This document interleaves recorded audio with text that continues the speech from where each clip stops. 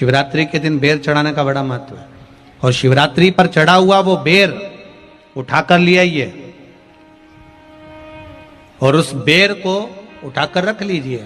मान लो किसी को उदर से जुड़ी हुई जब तकलीफ रहती है, पेट से जुड़ी हुई तकलीफ रहती है, पेट से जुड़ी हुई कोई भी प्रॉब्लम हो, अगर पेट से जुड़ा हुआ कोई भी रोग आपको लग गया और डॉक्टर की दवाई चल रही है, सारी औषधि चल रही है, जो शिवरात्रि पर आपने बेर चढ़ाया है वो बेर अगर आपके यहां रखा हुआ है, वो बेर उस रोग वाले व्यक्ति को खिला दीजिए। आधे घंटे के अंदर पेट का दर्द, पेट की तकलीफ, पेट का कैसा भी रोग होगा एकदम आराम लग जाएगा। उस बेर में इतना प्रबलता आ जाती है। शंकर को जो शिवरात्रि के दिन बेर चढ़ाया जाता है। घर में क्लेश रहता हो, बहुत ज्यादा लड़ाई झगड़े हो रहे हैं, सास बहू के झगड़े, ना बहू कुछ सुनने को तैयार ना सास सुनने को तैयार, और घर में बेचारे पुरुषों की आफत। यहाँ भाई भाई झगड़ रहे हो, सास बहू में झगड़ रही हो, कुछ मत करिए। गेहूं की बाली को तोड़ो। गेहूं की बाली जानते हो ना, जिसमें आप लोग तो गेहूं की बाली को तोड़ना है, और बाली 7 बाली तोड़कर अपने घर में घुमाकर अपने घर का नाम और गोत्र बोलकर उसको शंकर को समर्पित कर दीजिए। जिंदगी में कभी सास बहू का झगड़ा नहीं होगा हमारा। शिवरात्रि के दिन उसको समर्पित करिए, आपके घर में कभी क्लेश नहीं बच सकता। और शिवरात्रि के दिन रात्रि को 12 बजे शंकर भगवान पर एक धतूरा चढ़ा दो। क्या चढ़ाना है? जम के बोलिए जरा। धतूरा। ये शंकर भगवान को धतूरा चढ़ा दो। 12 बजे रात्रि को शिव जी पे धतूरा चढ़ाओ। आधे घंटे तक धतूरा चढ़े रहने दो और आप श्री शिवाय नमस्तुभ्यम का जाप करो। जिस शंकर जी पे धतूरा चढ़ाए उस मंदिर के बाहर बैठकर कौन सा मंत्र जपना है? श्री शिवाय नमस्तुभ्यम। फिर से बोलो, श्री शिवाय नमस्तुभ्यम। धतूरा चढ़ाकर श्री शिवाय नमस्तुभ्यम का स्मरण करिए।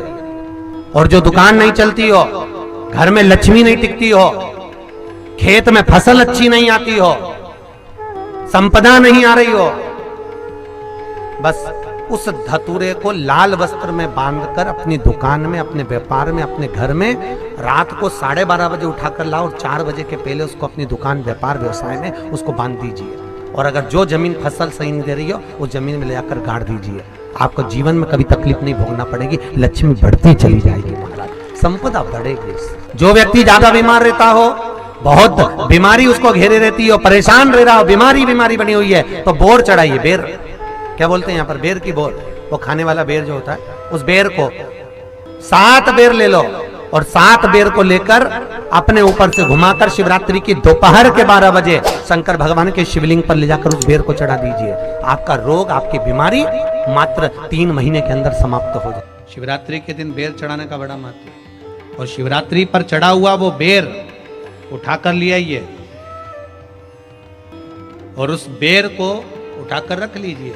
मान लो किसी को उदर से जुड़ी हुई जब तकलीफ रहती है, पेट से जुड़ी हुई तकलीफ रहती है, पेट से जुड़ी हुई कोई भी प्रॉब्लम हो, अगर पेट से जुड़ा हुआ कोई भी रोग आपको लग गया और डॉक्टर की दवाई चल रही है, सारी औषधि चल रही है, जो शिवरात्रि पर आपने बेर चढ़ाया है, वो बेर अगर आपके यहां रखा हुआ है, वो बेर उस रोग वाले व्यक्ति को खिला दीजिए।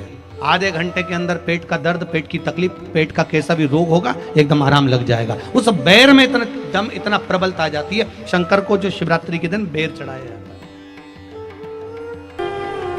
वो केवल शिवरात्रि के दिन करने का होता है।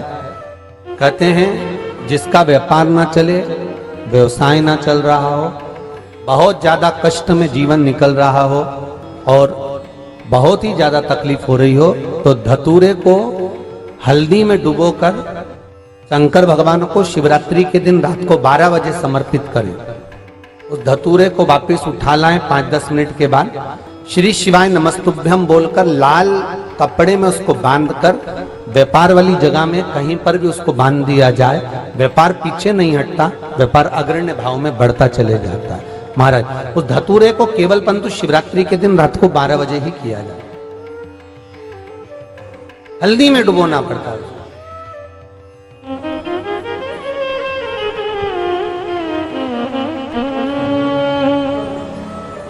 यही प्रमाण एक क्रम में और है महाराज जी। लिंग पुराण कहती है, मान लो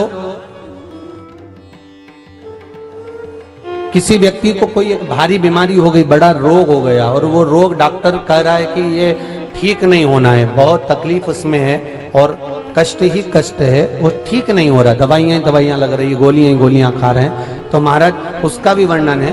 7 धतूरे, कितने धतूरे लेना है? 7 धतूरे। कोई सी भी शिवरात्रि से मतलब महीने में एक बार शिवरात्रि आती है, प्रत्येक महीने आती है। किसी भी शिवरात्रि के दिन 7 धतूरे लेकर, एक धतूरे में मौली, लच्छा, नाड़ा लपेटकर चंद्रमौली भगवान का स्मरण कर उस मौली को लपेटकर 6 धतूरे में हल्दी लगाकर शंकर भगवान की जो जलाधारी है, जलाधारी में आपको पहले भी वर्णन किया है, शंकर भगवान का ये शिवलिंग है, ये जलाधारी है, ये भगवान का जल निकलने का स्रोत, चरणारविंद का भाव। शिवलिंग जहां रखा हुआ है, ये पार्वती जी का हस्त कमल है, जो ये गोल भाग है, ये पार्वती का हस्त कमल है, जहां शिवलिंग रखा है। जहां से जल नीचे गिरता है, उसके सीधे भाग में श्री गणेश जी महाराज का स्थान है, उसके उल्टे भाग में श्री कार्तिकेय जी का स्थान है। जलाधारी के सामने एक मोटी सी लाइन होती है, कहीं सांप बना होता है, कहीं स्थान बना होता है। जो मोटी सी लाइन है, ये शंकर भगवान की सबसे छोटी लड़की अशोक सुंदरी का स्थान है। जलाधारी के ऊपर जो 3 टेकी लगी है, ये भृगु ऋषि का, भृंगी गण का स्थान है। इसके ऊपर जो कलश है, कलश में जो पानी भरा जाता है, वो पानी जो बूंद बूंद नीचे गिरता है, ये शंकर भगवान की 5 लड़कियों का स्थान है। जया, विषहरा, सामरीबारी, धोतली और देव, ये 5 लड़कियों का स्थान है। शंकर भगवान का संपूर्ण परिवार शिवलिंग के सामने से, जहां से जल चालू होता है गिरने के लिए, नीचे की ओर जब जल जाता है, उस स्थान पर भगवान शंकर के सारे गणों का स्थान है। फिर जब जल बहकर सामने की ओर जाता है, जितनी दूर तक जल जाता है, उतनी दूर तक भगवान शंकर के उस जल भाग को ग्रहण करने के लिए 33 कोटि देवताओं का स्थान है। इसलिए उस जल को हम लांघते नहीं है, क्योंकि वहां 33 कोटि देवता विराजमान रहते हैं महाराज। तो जो बीमारी डॉक्टर ने बता दी और बहुत बड़ा रोग हो गया और शरीर में कष्ट है, ठीक नहीं हो रहा, चाहे लीवर से जुड़ा हो, चाहे किडनी से जुड़ा हो, चाहे कैंसर से जुड़ा हो, और मान लो शरीर में कहीं गांठ भी हो गई है और वो मिटी नहीं रही हो, तो महाराज निवेदन है 7 धतूरे, एक धतूरे पर मौली लपेटकर वो शंकर जी के शिवलिंग के ऊपर चढ़ाना। 6 धतूरे, उसमें से एक धतूरा भगवान श्री गणेश जी का स्थान, दूसरा धतूरा श्री कार्तिकेय जी का स्थान, तीसरा धतूरा अशोक सुंदरी का स्थान।